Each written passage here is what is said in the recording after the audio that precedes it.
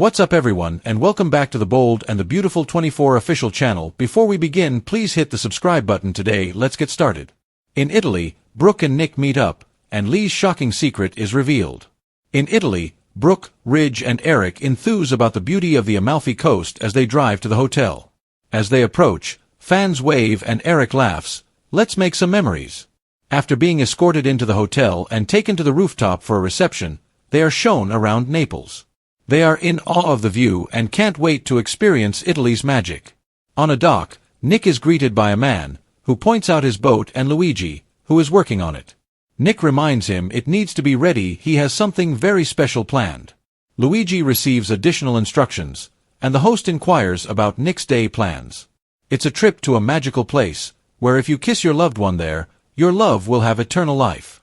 Nick chuckles, "That's the plan, my man." Luigi wrestles with an issue with the boat's steering wheel. Nick keeps pressuring his host that everything needs to be perfect. The man warns that the boat's hydraulics appear to be in trouble, but that they are getting to the bottom of it.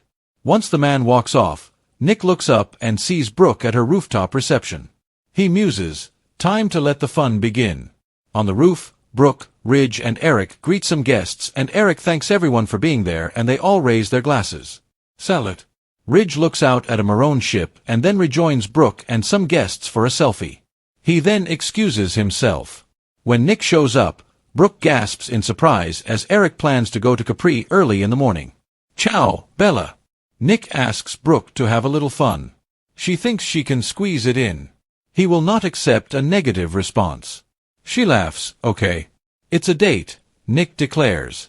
Eric watches as they share a kiss. Taylor and Donna debate. Taylor informs Donna at the Forrester mansion that she just received a text message from Ridge confirming their safe arrival in Italy. Taylor already misses Ridge, and Donna misses her honey bear.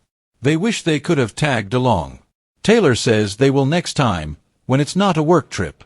She wonders if Nick Marone will be crashing the party. Donna remarks on him returning to LA out of nowhere. Taylor says Nick's in charge of his father's whole fleet now.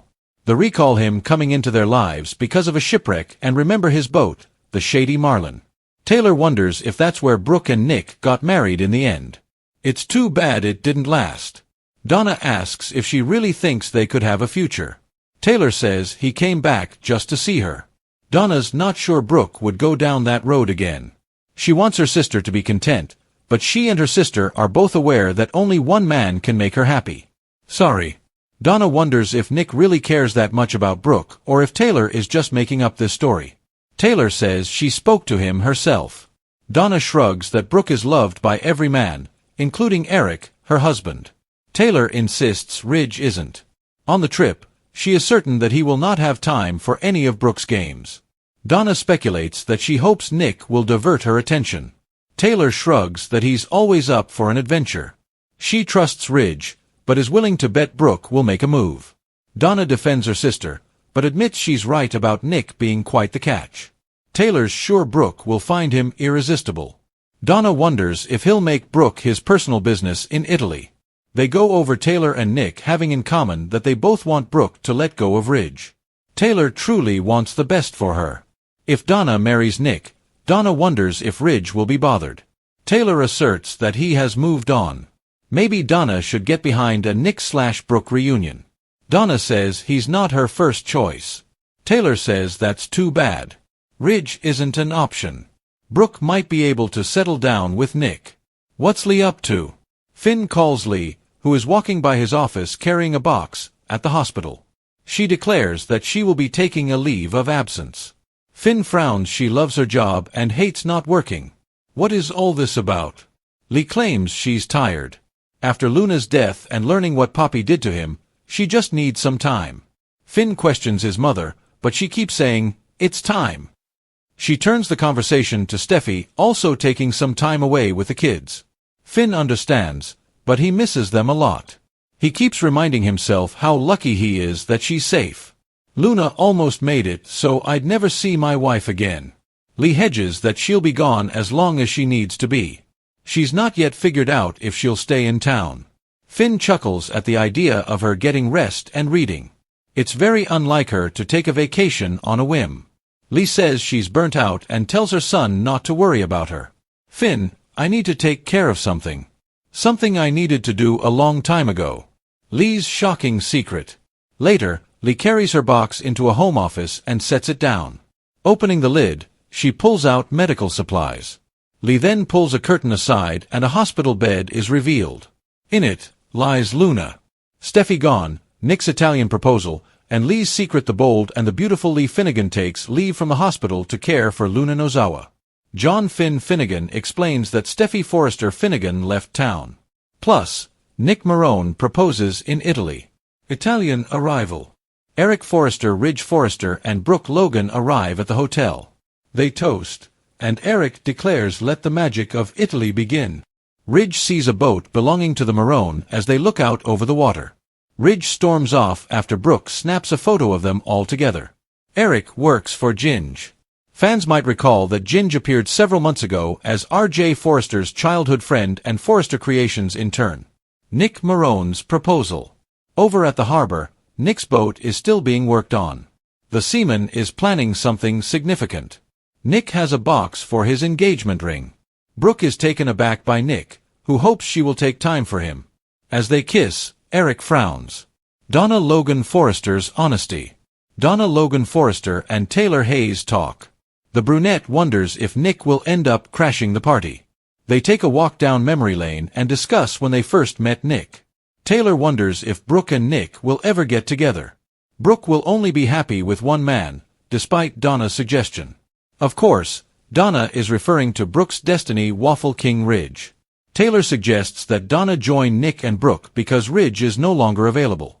Lee Finnegan's hospital exit.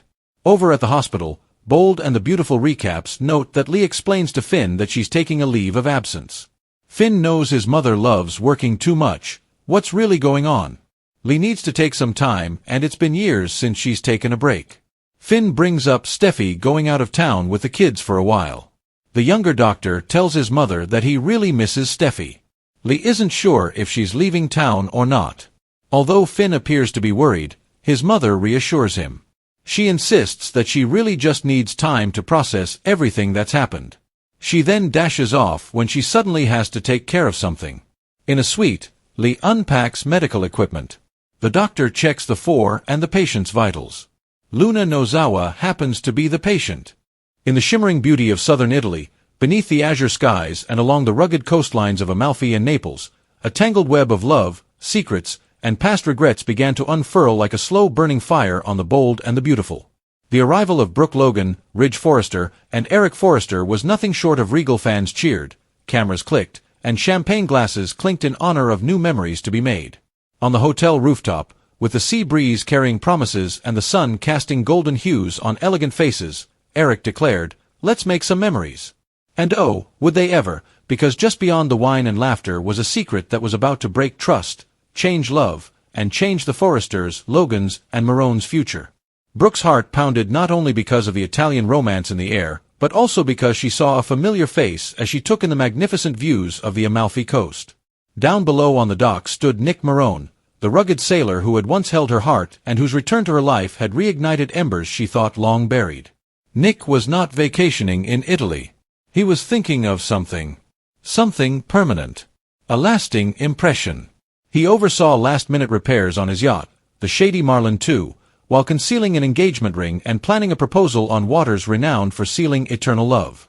But as the mechanics struggled with a faulty hydraulic system, Nick's anxiety grew. Everything had to be perfect. He wasn't just proposing, he was competing. Versus Ridge. Against destiny.